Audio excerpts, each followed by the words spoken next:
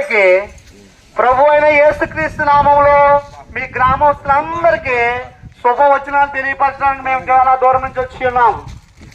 ప్రియ సహోదరి సహోదరులారా, ఒక గొప్ప దేవుణ్ణి మీకు పరిచయం చేయడానికి ఈ యొక్క మారుమూల ప్రాంతానికి చాలా దూర ప్రదేశం నుంచి మేము ప్రయాసపడి వచ్చి ఉన్నాం. ఎవరంటే ఆయన ప్రభు అయిన యేసుక్రీస్తు. ఆయన ఈ లోకానికి ఒక మానవుడిగా మానవ శరీరం ధరించుకుని ఈ లోకంలో ఉన్నాడు. కానీ ఆయన చనిపోయి మళ్ళీ తిరిగి లేవడం జరిగింది 3వ దినమున. ఎందుకంటే అలా జరగడం, ఎందుకంటే ఈ లోకానికి ఎందుకు వచ్చాడంటే ఆయన ఈ లోకం అంతటా పాపంతో నిండిపోయి ఉన్నది. ఈ పాపంతో నిండిపోయిన లోకాన్ని విడిపించడానికి పరిశుద్ధుడైన దేవుడు ఈ యొక్క లోకంలో అడుగుపెట్టాలని అనేకమైన గ్రంథాలు చెప్పుచున్నాయి. అయితే అటువంటి పరిశుద్ధుడైన దేవుణ్ణి మీ యొక్క గ్రామం మధ్యకు ప్రకటించడానికే మేము వచ్చి ఉన్నాం. ఆయన ఎవరంటే నజరేయుడైన యేసుక్రీస్తు. దేవుని స్తోత్రం కలుగును గాక. హల్లెలూయా. ఎందుకంటే ఆయన అనేకమైన నీ కోసము, నా కోసం, మనందరి కోసము మన సిలువలో ఆయన శ్రమపడి చనిపోవడం జరిగింది. చనిపోవడమే కాదని 3వ దినమున లేవడం జరిగింది. ఆయన పరలోకంలోకి వెళ్ళాడు. ఎలా వెళ్ళాడో అలా త్వరలో రాబోచున్నాడు.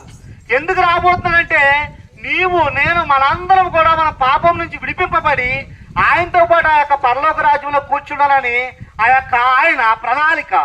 కాబట్టి దయతో గమనించండి ప్రియ సహోదరి సహోదరులారా, ఈ మాటలు ఎవరైతే వింటున్నారో ఆ యొక్క క్రీస్తుని సొంత రక్షకుడిగా, దేవుడిగా ఎంతమైతే అంగీకరిస్తారో అందరికీ ఆయనతో పాటు పాలు పంపులు ఉంటాయి ఆ యొక్క నిత్య రాజ్యంలో.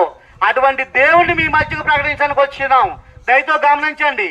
ఈ యొక్క గ్రామం అంతటి కోసం, రక్షణ కోసము మేము మీ అందరి కోసం ప్రార్థించి ఈ మాటలు చెప్పడానికి వచ్చినాము. దయతో గమనించండి. మనందరము చనిపోతాం. చనిపోయిన తర్వాత మనం అర్థం ఏమంటామంటే చనిపోయిన తర్వాత ఎవరు చూసి వచ్చాడని అంటారు. అయితే చనిపోయిన తర్వాత అసలైన జీవితం ఉన్నది. ఏమిటంటే 2 మార్గాలు ఉంటాయి. ఒకటి నిత్య మార్గము, అదేదనగా పరలోక రాజ్యము, స్వర్గము. రెండవది నరకము. ఈ యొక్క 2 చోట్లకి మనిషి చనిపోయిన తర్వాత ఏదో చోటకు వెళ్ళాలి.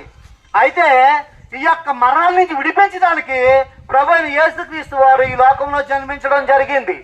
ఆయన రక్తంలోని తప్ప ఈ యొక్క ప్రపంచంలో ఏ విధముగానూ రక్షణ కలుగుదు.